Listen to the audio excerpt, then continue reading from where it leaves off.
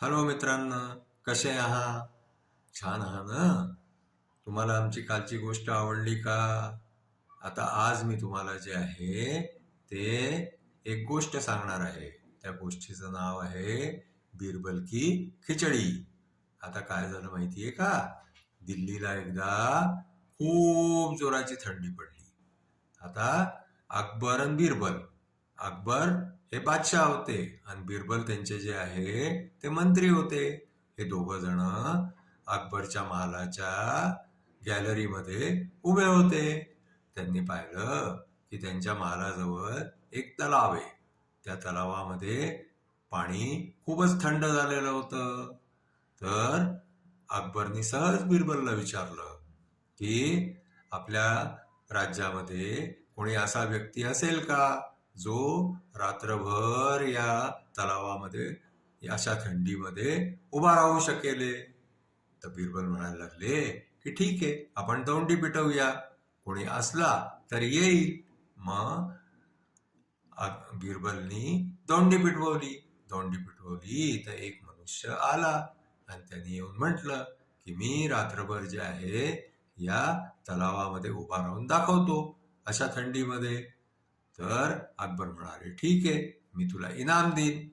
आता काय झालं की तो मनुष्य रात्रभर त्या तलावामध्ये उभा राहिला पाण्यामध्ये.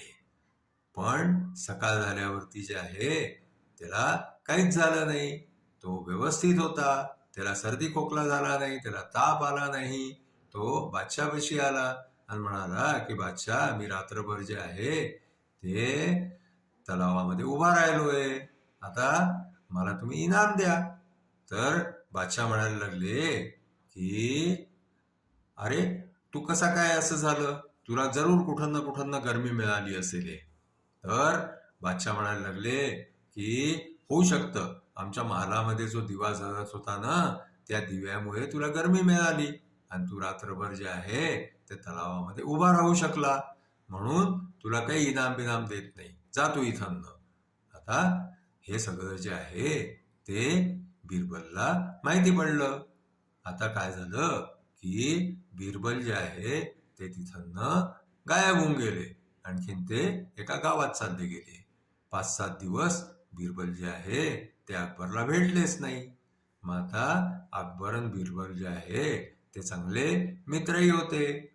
अकबरला काही करमेना बिरबल शिवाय, म्हणून अकबरनी माहिती काढली की बिरबल कुठे आहे.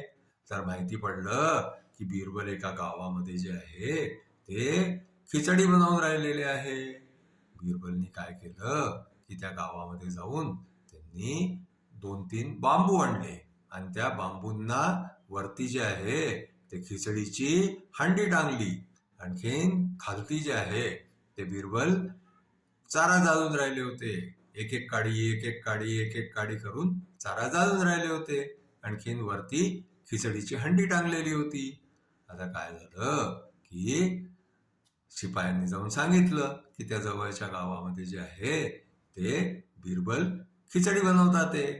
अकबर पाहायला आले की बिरबल कशा खिचडी बनवून राहिलेले.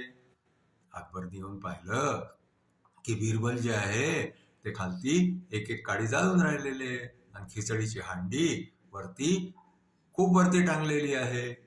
तर अकबर म्हणायला लागले की बिरबला, अशी कशी खिचडी बनेले? हा, खिचडीला तर गरमीच नाही मिळते खालच्या आगीची, मग काय करणार? मग जे आहे ते बिरबल म्हणायला लागले की बादशाह, जर आपल्या महालातल्या दिव्यानी त्या माणसाला जो रात्रभर तलावामध्ये उभा होता त्याला गरमी मिळू शकती, तर माझ्या या चाऱ्यानी जो मी खालती एक एक काडी जाळून राहिलेलो आहे त्यांनी निश्चितच खिचडी पकायला पाहिजे, कारण खिचडीला गरमी मिळेल. गरमी मिळाली की खिचडी पकेले. मग अकबरला आपली चूक समजली. मग ते म्हणायला लागले की बिरबल, मी चुकलो, आता आपण इथं चलूया. मला कळून गेलं की त्या महालातून मिळणाऱ्या गरमीनी जे आहे त्या माणसाला काहीच फायदा नसेल झाला, म्हणून आता आपण जे आहे जाऊन त्या माणसाला बोलवू, आणखीन त्याला इनाम देऊ. मग ते अकबर बिरबल दोघेही महालामध्ये पोहोचले. त्यांनी त्या माणसाला बोलवलं. आणखीन अकबर बादशहानी त्या माणसाला इनाम दिला. तो मनुष्य आनंदात जे आहे तो आपल्या घरी गेला. आमची आजची गोष्ट इथेच संपली.